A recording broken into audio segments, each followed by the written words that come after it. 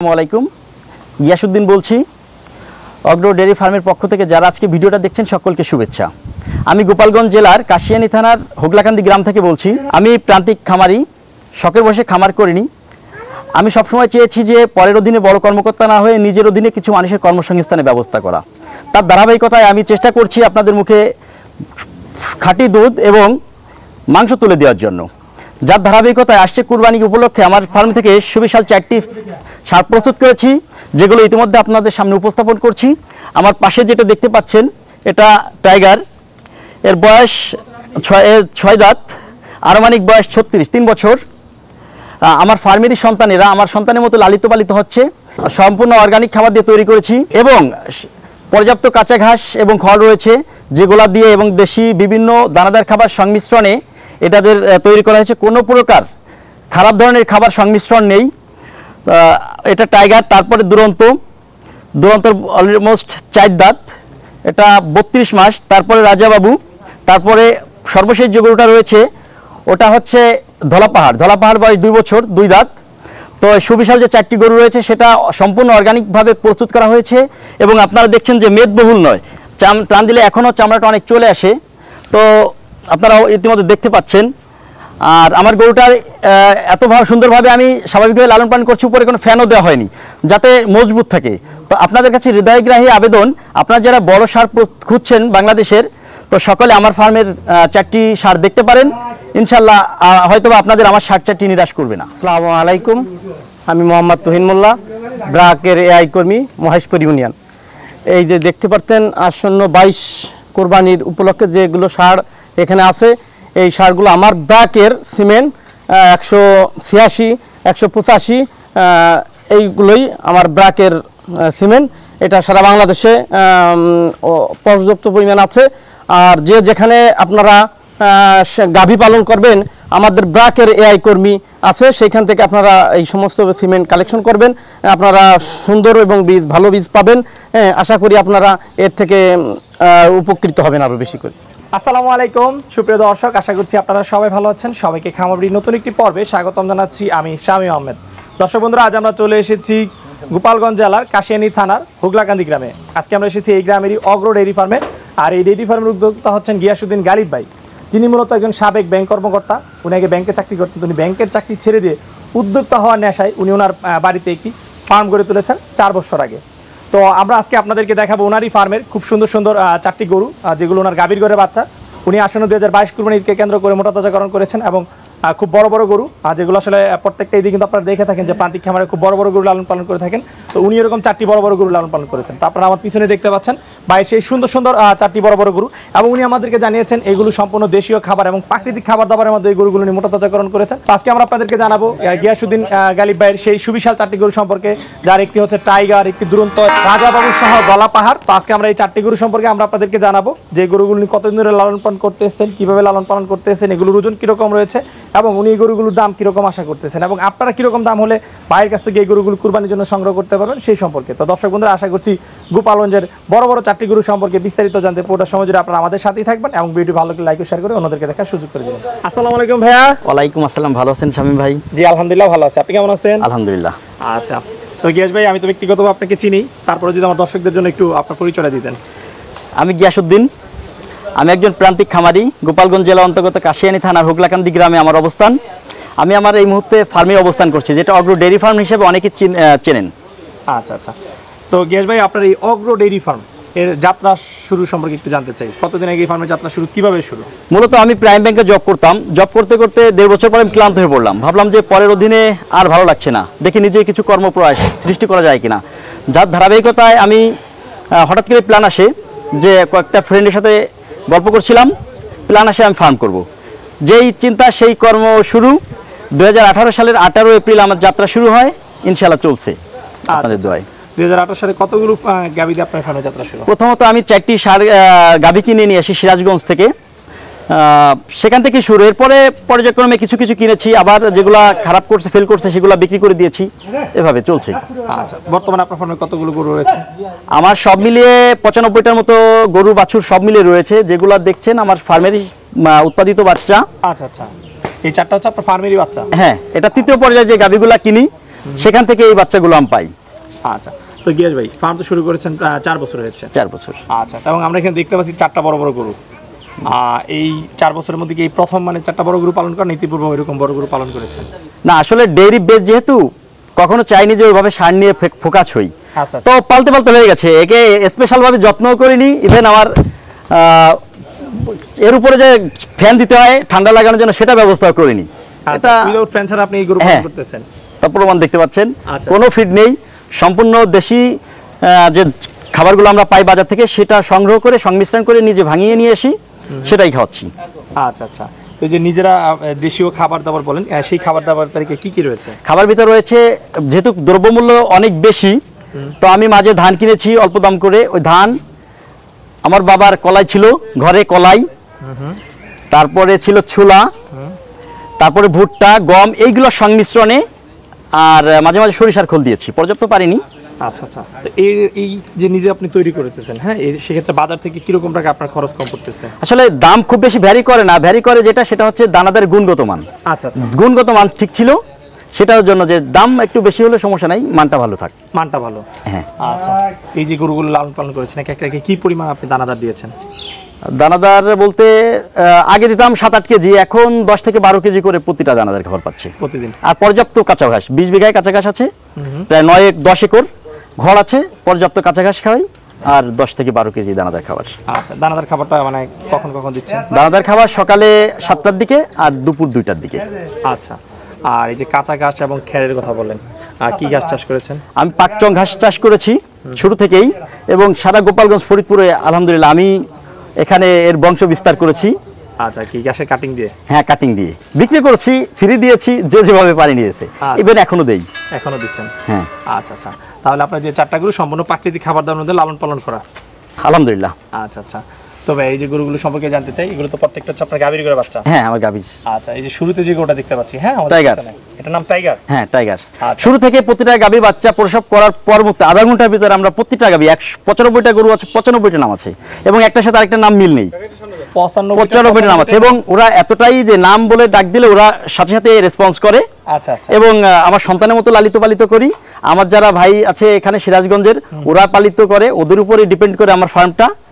তো এখানে কিতাব আছে, আশরাফ, আয়েব, সামাদ, আমার ম্যানেজার আছে হায়দালি কাকা, আমার গ্রামেরই, আমার চাচা সাইফুল আছে, এরাই এটাকে লালন পালন করে। আচ্ছা, এই যে প্রত্যেকটা গরুর নাম রাখা এর কারণ কি? হয়তো আমরা দেখি যে বড় গরু পালন করলে হয়তো একটা নাম রাখে যে পরিচয়ের জন্য, চিনার জন্য, বাট প্রত্যেকটা গরুর নাম প্রতিটা পিতামাতা চাই তার সন্তানকে সুন্দরভাবে একটা নাম দিয়ে ডাকার জন্য, যাতে আমি নাম ধরে ডাক দিলে আমার সন্তান দৌড়ে চলে আসবে।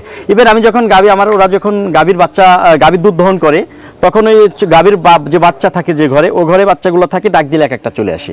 আচ্ছা আচ্ছা, সেভাবেই নাম টাইগার, ডাক দিলে রেসপন্স করে? ডাক দিলে রেসপন্স করে। আচ্ছা, টাইগারের বয়স কতদিন? টাইগার 6 দাঁত, 36 মাস, 3 বছর। আচ্ছা, এটা কি জাতের গরু? এটা Friesian, Holstein Friesian. Holstein Friesian, হ্যাঁ, 4টাই হলস্টাইন ফ্রিজিয়ান। আচ্ছা আচ্ছা, আর এটার সিমেন্সটা কোথা থেকে সংগ্রহ করা? ব্র্যাক। ব্র্যাক, আমার চাচাতো ভাই আই কর্মী, তুহিন মোল্লা।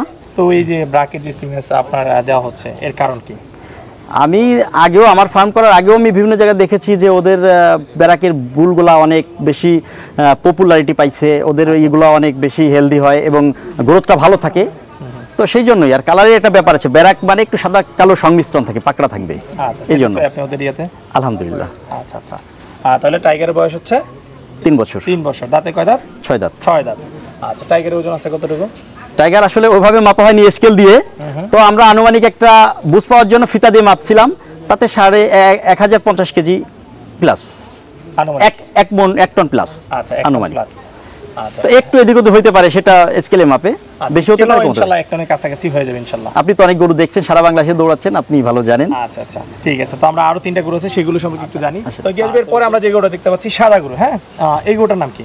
এ দুরন্ত, আমার অনেক আদরের গরু। আমি প্রতিদিন সকালে ঘুম থেকে উঠে সন্ধ্যা পর্যন্ত যে কয়বার ফার্মে আসি, আমি ওর শরীরে হাত বুলাই দিই, এবং ও রেসপন্স করে, ও ভালোবাসার প্রতিদান দেয়।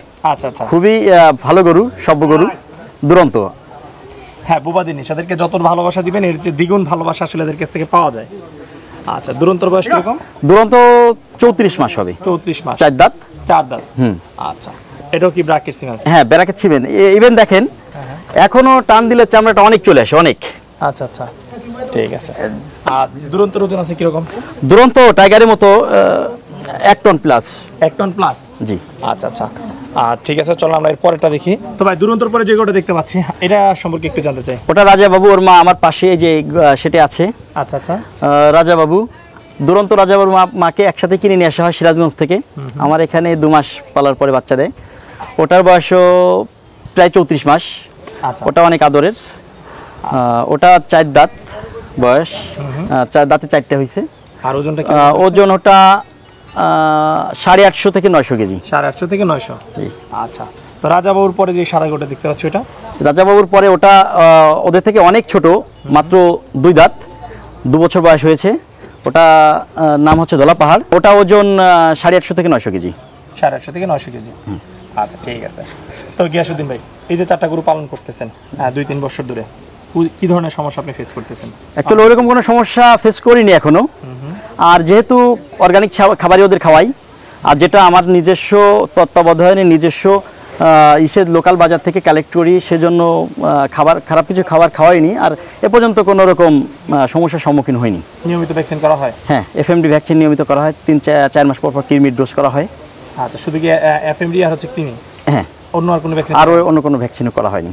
আচ্ছা, এগুলোকে প্রতিদিন গোসল করাচ্ছেন কয়বেলা? গোসল 2বার ফুল গোসল করা হয়, সকালে 6টার দিকে আর দুপুর 1টার দিকে ফুল গোসল, মাঝে 2বার এমনি পাটা পরিষ্কার করে দেওয়া হয়।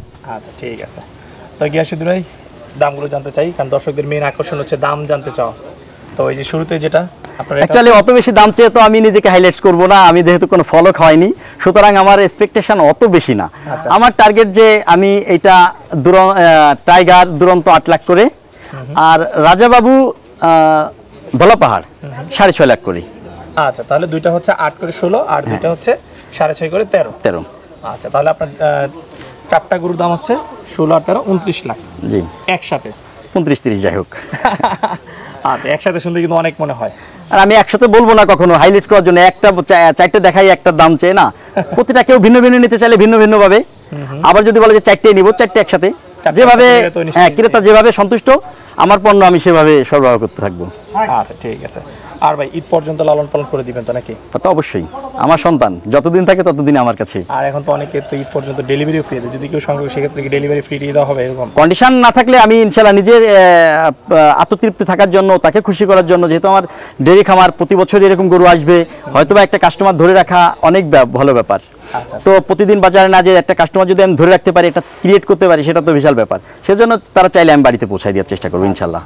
আগে এখানে আমি 2-1টা গরু দেখলাম যেগুলো বয়স একটু কম রয়েছে, আর সেই ক্ষেত্রে যদি এই বছর বিক্রি না হয় বা ভালো দাম না পান, সেক্ষেত্রে কি আরো পালন করে এগুলো ইচ্ছা রয়েছে কিনা? যদি সেভাবে সাড়া না পাই, বিক্রি করতে না পারি, তাহলে নেক্সট ইয়ার। আচ্ছা, আর যদি ভালো দাম পান তাহলে বিক্রি করে দিবেন? হ্যাঁ। আর এমনি হাটে তোলার কোনো চিন্তা ভাবনা রয়েছে? যদি লোকাল থেকে সেভাবে বিক্রি করার কোনো বিক্রি করতে না পারি, সেক্ষেত্রে অবশ্যই হাটের স্বর্ণাপন্ন হইতে হবে। তো ঢাকার যে কোনো একটা হাটে হয়তো আমাকে দেখতে পাবেন, সেটা গাবতলী হোক, উত্তরা হোক বা আফতাবনগর হোক।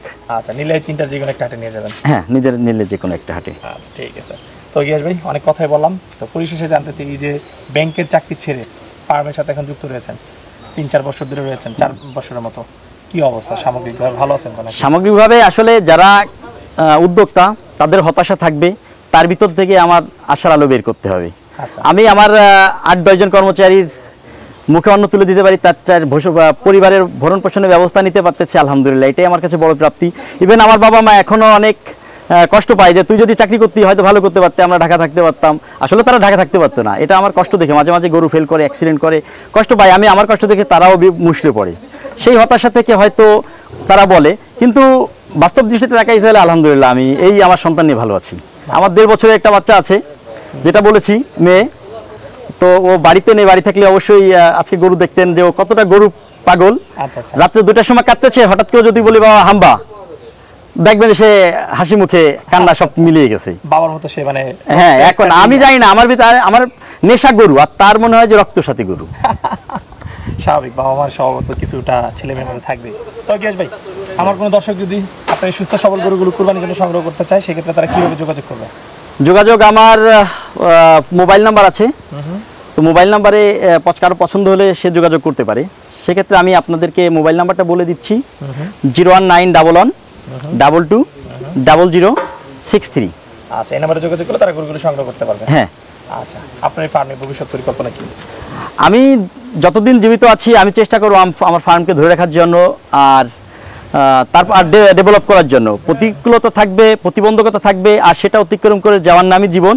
সেই জীবনের সান্নিধ্যে আমি আছি এবং থাকার চেষ্টা করব বাকি দিনগুলি। আচ্ছা গিয়াস ভাই, আপনার সাথে কথা বলে খুবই ভালো লাগলো।